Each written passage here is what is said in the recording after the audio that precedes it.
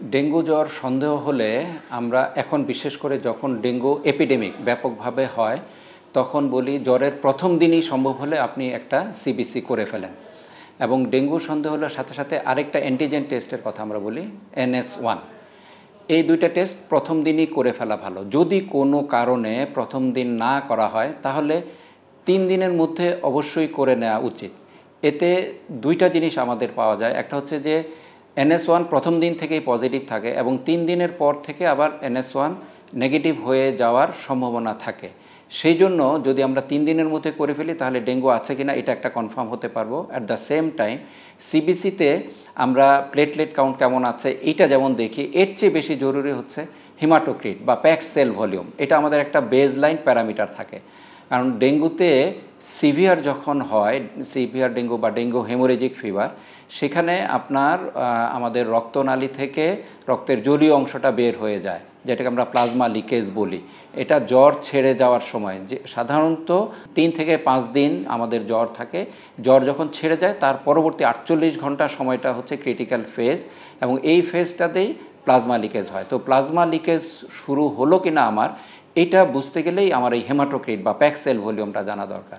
Packed sell volume একটু কমে যেতে পারে বা হেমাটোক্রিট একটু কমে যেতে পারে, একটু একটু যদি পেশেন্টের ডায়রিয়া থাকে, ভমিটিং থাকে বা জ্বরের জন্য খেতে না পারে, সেক্ষেত্রে একটু হেমাটোক্রিট বাড়তে পারে। কিন্তু এটা যদি 10% ক্রস করে যায় বেজলাইন থেকে, তাহলে সেটা ইন্ডিকেট করে যে তার প্লাজমা লিকেজ শুরু হয়েছে। এবং প্লাজমা লিকেজটাই হচ্ছে hallmark of dengue hemorrhagic fever বা যেটা খারাপ ডেঙ্গু। সাধারণ ডেঙ্গুতে সাধারণত কখনো খারাপ কিছু হওয়ার ঝুঁকি থাকে না, কিন্তু ডেঙ্গু হেমোরেজিক ফিভার হলে সেখান থেকে ব্লিডিং হওয়া, সেখান থেকে প্লাজমা লিকেজ হয়ে শকে যাওয়া, এই ঝুঁকিগুলো তৈরি হয়। এই জন্য এইটা আমার শুরু হলো কি না সেটা বুঝতে গেলে ওই হেমাটোক্রিট যেটা 10% ক্রস করে গেলে আমি বুঝবো যে আমার প্লাজমা লিকেজ শুরু হয়েছে।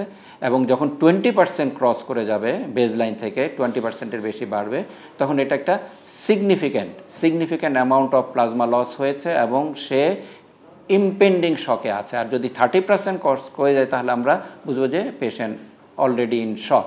সাথে সাথে আমরা যখন এই সিবিসির সাথে সাথে অন্য কি টেস্ট করব, আমরা অনেকেই অ্যান্টিবডি টেস্ট শুরুতেই করে ফেলি, কিন্তু অ্যান্টিজেনের এগেনস্টে অ্যান্টিবডি তৈরি হতে এটা কমপক্ষে 5 দিন লাগে। সো আমি 5 দিনের আগে যদি অ্যান্টিবডি টেস্ট করি, ডেঙ্গু অ্যান্টিবডি IgM নেগেটিভ আসবে।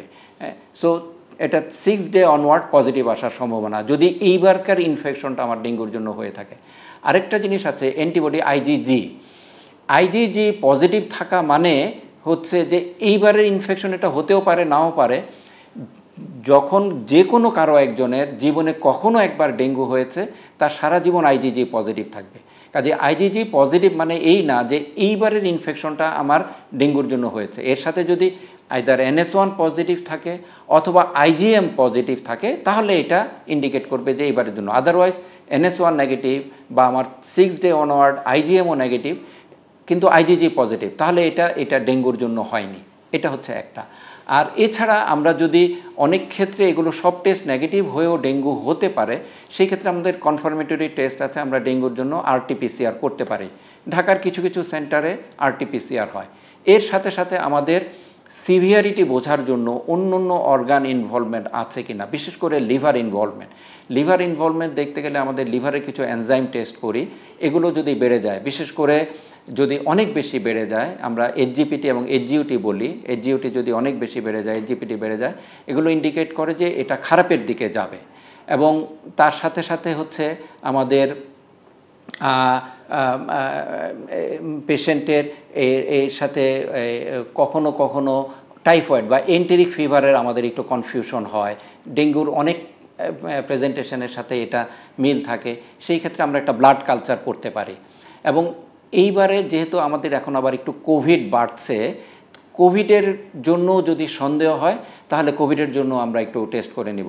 এবং ডেঙ্গুর সাথে আরেকটা রোগেরও আমাদের খুব কনফিউশন হয়, চিকুনগুনিয়া। এবং চিকুনগুনিয়া শুরুতে আবার টেস্ট করলে কিছু পাওয়া যাবে না, চিকুনগুনিয়া টেস্ট করতে হলে 6-7 দিনের পরে করতে হবে। এবং এই ক্ষেত্রে ক্লিনিক্যালি আমরা পার্থক্য করতে গেলে যেটা বলি, বড় বড় কয়েকটা কথা বলি, যে খুব হাই রাইজ ফিভার এবং কন্টিনিউড ফিভার থাকে 102 থেকে 4 পর্যন্ত, জ্বর ছাড়ে না, সাথে সিভিয়ার হেডেক, চোখে ব্যথা, গায়ে ব্যথা, বডি এক, এইটা বেশি যায় হচ্ছে, এবং র্যাশ এটা যে বেশি যায় হচ্ছে ডেঙ্গুর পক্ষে। আর যদি জ্বরের সাথে গিটে ব্যথা বেশি হয়, তীব্র গিটে ব্যথা, তাহলে এটা চিকুনগুনিয়ার পক্ষে বেশি যায়।